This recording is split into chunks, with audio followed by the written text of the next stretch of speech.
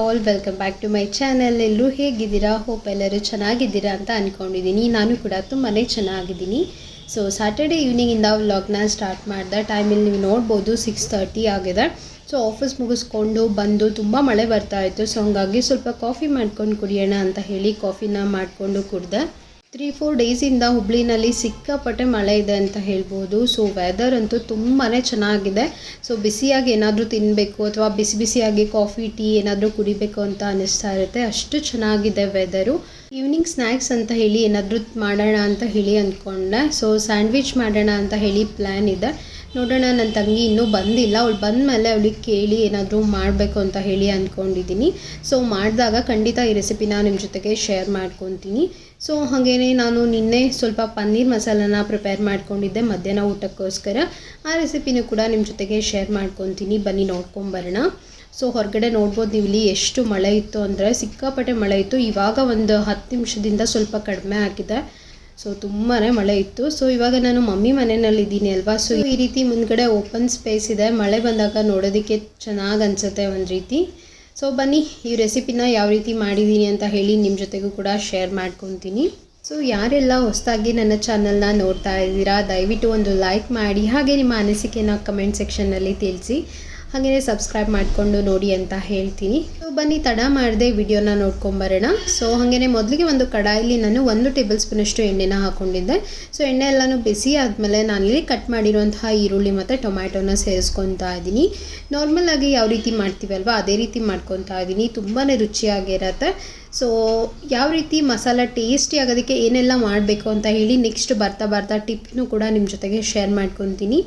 So ಈರುಳ್ಳಿನ ಹಾಕ್ಕೊಂಡು ಸ್ವಲ್ಪ ನಾನು ಇದಕ್ಕೆ ಕಾಜುನ ಸೇರಿಸ್ಕೊಂಡಿದ್ದೀನಿ. ಒಂದು 8ರಿಂದ 10 ಕಾಜುನ ಸೇರಿಸ್ಕೊಂಡಿದ್ದೀನಿ. ಸೊ ನೀವು ಈ ರೀತಿ ರೆಸ್ಟೋರೆಂಟ್ ಸ್ಟೈಲ್ನಲ್ಲಿ ಟೇಸ್ಟ್ ಬರಬೇಕು, ಕಾಜು ಮಸಾಲ ಆಗಲಿ ಪನ್ನೀರ್ ಬಟರ್ ಮಸಾಲ ಆಗಲಿ ಅಂತ ಅಂದರೆ ಸೊ ನೀವು ಮಸಾಲಾನ ರುಬ್ತಿರ್ತೀರ ಅಲ್ವಾ, ಅಂದರೆ ಮಸಾಲಾನ ಹುರ್ಕೊಳ್ಳೋವಾಗ ಖಂಡಿತ ಕಾಜುನ ಆ್ಯಡ್ ಮಾಡ್ಕೊಳ್ಳಿ. ಬಿಕಾಸ್ ತುಂಬಾ ಚೆನ್ನಾಗಿ ಒಂದು ಕ್ರೀಮಿ ಟೆಕ್ಸ್ಚರ್ನಲ್ಲಿ ಬರುತ್ತೆ. ಟೇಸ್ಟ್ ಮಾತ್ರ ತುಂಬ ರುಚಿಯಾಗಿರುತ್ತೆ.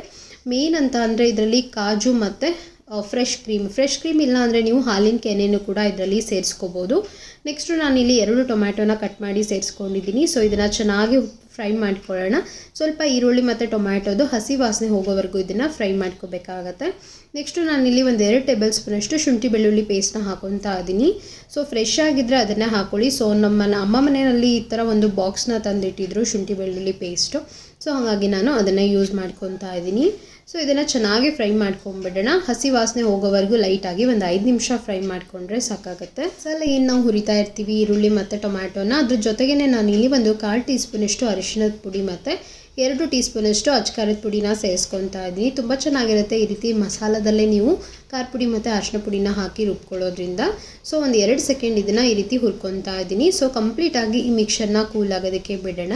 ಮಸಾಲೆ ಎಲ್ಲನೂ ಕೂಡ ಕಂಪ್ಲೀಟಾಗಿ ಕೂಲ್ ಆದಮೇಲೆ ನಾನು ಒಂದು ಮಿಕ್ಸಿ ಜಾರಿಗೆ ಹಾಕ್ಕೊಂಡು ನೋಡಿ ಈ ರೀತಿ ನೈಸಾಗಿ ಪೇಸ್ಟ್ನ ಮಾಡ್ಕೊಂಡಿದ್ದೀನಿ. ಸೊ ನೆಕ್ಸ್ಟು ಅದೇ ಕಡಾಯಲ್ಲಿ ನಾನು ಒಂದು 2 ಅಥವಾ 3 ಟೇಬಲ್ ಸ್ಪೂನಷ್ಟು ಎಣ್ಣೆನ ಹಾಕ್ಕೊತೀನಿ. ಸೈಡಿಗೆ ನಾನು ಪನ್ನೀರ್ನೂ ಕೂಡ ಫ್ರೈ ಮಾಡಿ ಇಟ್ಕೊಂಡಿದ್ದೀನಿ. ಸೊ ನಾನಿಲ್ಲಿ ಒಂದು 300 ಗ್ರಾಮಷ್ಟು ಪನ್ನೀರ್ನ ತೊಗೊಂಡಿದ್ದೀನಿ. ಸೊ ನಿಮಗೆ ಎಷ್ಟು ಬೇಕು ಎಷ್ಟು ಕ್ವಾಂಟಿಟಿ ಬೇಕು ಅಂತ ನೋಡಿಕೊಂಡು ನೀವು ಯೂಸ್ ಮಾಡ್ಕೋಬೇಕಾಗತ್ತೆ. ಸೊ ಹಂಗೆ ಒಂದು ಕಡಾಯಿಗೆ ಒಂದು 2ರಿಂದ 3 ಟೇಬಲ್ ಸ್ಪೂನಷ್ಟು ಎಣ್ಣೆನ ಸೇರಿಸ್ಕೊಂಬಿಡೋಣ. ಎಣ್ಣೆ ಎಲ್ಲನೂ ಕೂಡ ಚೆನ್ನಾಗಿ ಬಿಸಿ ಆದಮೇಲೆ ನಾನಿಲ್ಲಿ 1 ಈರುಳ್ಳಿನ ಸಣ್ಣದಾಗಿ ಚಾಪ್ ಮಾಡಿ ಸೇರಿಸ್ಕೊತಾ ಇದ್ದೀನಿ. ಸೊ ಇದು ಟೋಟಲಿ ಆಪ್ಷನಲ್. ನೀವು ಬೇಕಿದ್ರೆ ಒಗ್ಗರಣೆಗೆ ಹಾಕೋಬೋದು, ಇಲ್ಲಾಂದರೆ ಡೈರೆಕ್ಟ್ ಮಸಾಲನ್ನು ಕೂಡ ಆ್ಯಡ್ ಮಾಡ್ಕೋಬೋದು. ಸೊ ಈ ರೀತಿ ಒಗ್ಗರಣೆಯಲ್ಲಿ ಈರುಳ್ಳಿ ಹಾಕ್ಕೊಂಡು ಮಾಡಿಕೊಂಡ್ರೆ ಇದು ಒಂಥರ ಚೆನ್ನಾಗಿ ಡಿಫ್ರೆಂಟ್ ಆಗಿರುವಂತಹ ರುಚಿ ಕೊಡುತ್ತೆ. ಸೊ ಹಾಗಾಗಿ ನಾನು ಈ ರೀತಿ ಟ್ರೈ ಮಾಡ್ತಾ ಇದ್ದೀನಿ. ಸೊ ಈರುಳ್ಳಿನ ಹಾಕ್ಕೊಂಡು ಚೆನ್ನಾಗಿ ಒಂದು 2ರಿಂದ 3 ನಿಮಿಷ ಫ್ರೈ ಮಾಡ್ಕೊಂಬಿಡೋಣ.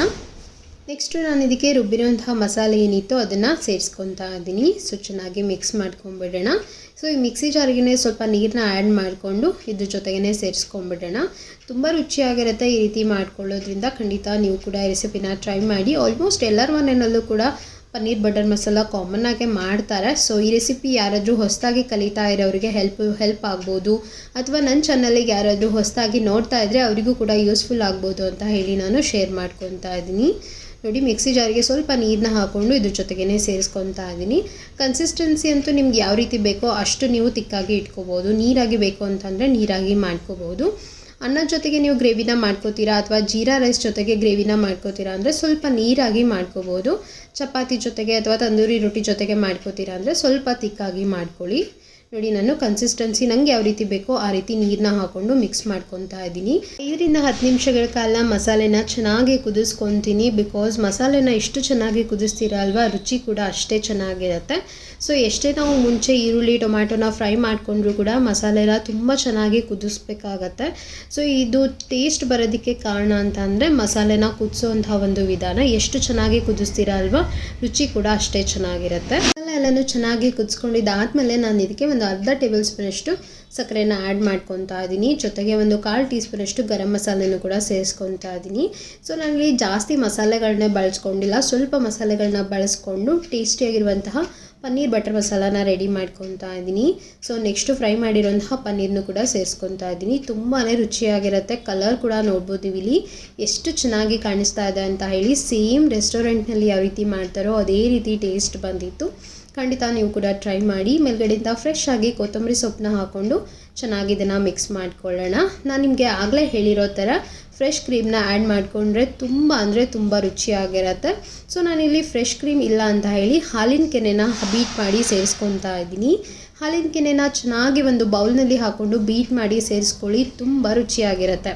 ಸೊ ನೋಡಿ, ಟೇಸ್ಟಿಯಾಗಿರುವಂತಹ ಪನ್ನೀರ್ ಬಟರ್ ಮಸಾಲ ರೆಡಿಯಾಗಿದೆ. ಖಂಡಿತ ನೀವು ಕೂಡ ಈ ರೆಸಿಪಿನ ಟ್ರೈ ಮಾಡಿ.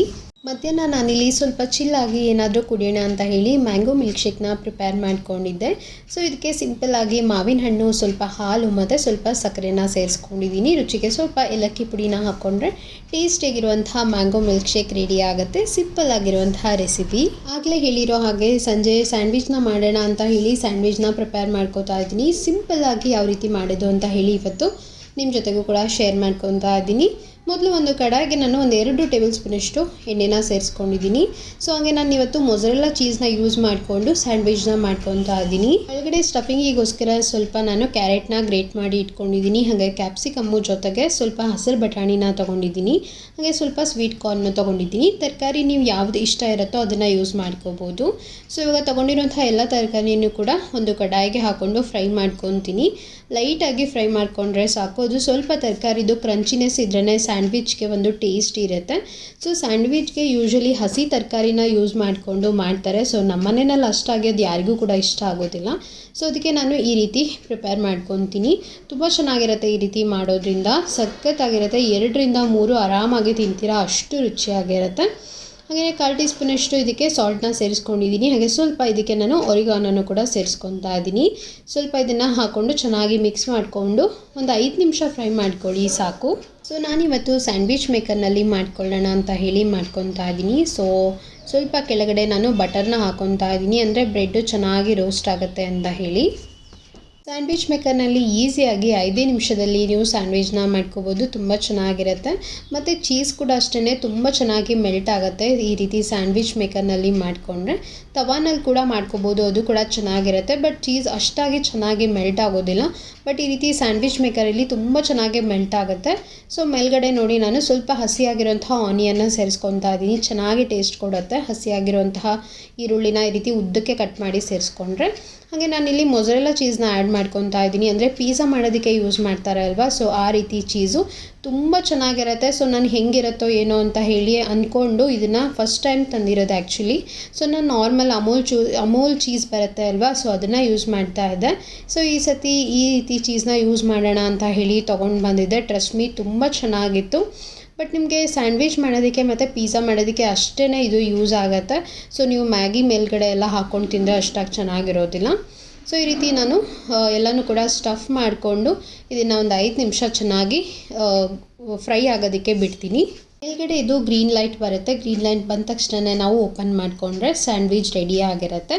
ಚೀಸ್ ಕೂಡ ಅಷ್ಟೇ ತುಂಬ ಚೆನ್ನಾಗಿ ಮೆಲ್ಟ್ ಆಗಿತ್ತು. ಟೇಸ್ಟ್ ಅಂತೂ ಸೇಮ್ ನಾವು ಡಾಮಿನೋಸಲ್ಲಿ ಪಿಜ್ಜಾ ತಿಂತೀವಿ ಅಲ್ವಾ, ಅದೇ ರೀತಿ ಟೇಸ್ಟ್ ಇತ್ತು. ನನಗಂತೂ ತುಂಬಾ ಇಷ್ಟ ಆಯಿತು ಅಂತ ಹೇಳ್ಬೋದು. ಖಂಡಿತ ನೀವು ಕೂಡ ಈ ರೆಸಿಪಿನ ಟ್ರೈ ಮಾಡಿ.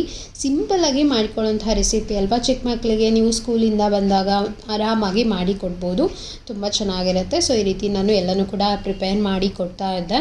ಸೊ ಇಷ್ಟೇ ಇವತ್ತಿನ ವ್ಲಾಗ್ ಇಲ್ಲಿಗೆ ಎಂಡ್ ಮಾಡ್ತಾ ಇದ್ದೀನಿ. ಹೋಪ್ ನಿಮ್ಮೆಲ್ಲರಿಗೂ ಕೂಡ ಈ ವ್ಲಾಗ್ ತುಂಬಾ ಇಷ್ಟ ಆಗಿದೆ ಅಂತ ಅಂದ್ಕೊಂಡಿದ್ದೀನಿ. ರೆಸಿಪಿನೂ ಕೂಡ ಇಷ್ಟ ಆಗಿದೆ ಅಂತ ಅಂದ್ಕೊಂಡಿದ್ದೀನಿ. ಸೊ ಇವಾಗ ಆಫೀಸ್ಗೆ ಹೋಗ್ತಾ ಇದ್ದೀನಿ ಅಲ್ವಾ, ಅಷ್ಟಾಗಿ ನನಗೆ ವ್ಲಾಗ್ ಮಾಡೋದಕ್ಕೆ ಆಗಿಲ್ಲ. ಸೊ ಆದಷ್ಟು ಬೇಗ ಇನ್ನೂ ಇಂಟ್ರೆಸ್ಟಿಂಗ್ ಆಗಿರುವಂತಹ ವ್ಲಾಗ್ ಬರುತ್ತೆ, ಖಂಡಿತ ಕಾಯ್ತಾ ಇರಿ. ಅಲ್ಲಿವರೆಗೂ ನನ್ನ ಚಾನಲ್ನ ಸಬ್ಸ್ಕ್ರೈಬ್ ಮಾಡ್ಕೊಳ್ಳಿ. ಓಲ್ಡ್ ವೀಡಿಯೋಸ್ನ ಯಾರೆಲ್ಲ ನೋಡಿಲ್ಲ ದಯವಿಟ್ಟು ನನ್ನ ಓಲ್ಡ್ ವೀಡಿಯೋಸ್ನ ಚೆಕ್ ಮಾಡಿ, ನಿಮ್ಮೆಲ್ಲರಿಗೂ ಕೂಡ ಆ ವಿಡಿಯೋಸ್ ಇಷ್ಟ ಆಗುತ್ತೆ. ಸೊ ಹಾಗಿದ್ರೆ ನೆಕ್ಸ್ಟ್ ವಿಡಿಯೋದಲ್ಲಿ ನಾನು ನಿಮಗೆ ಸಿಗ್ತೀನಿ. ಅಂಟಿಲ್ ದೆನ್ ಟೇಕ್ ಕೇರ್, ಬಾಯ್.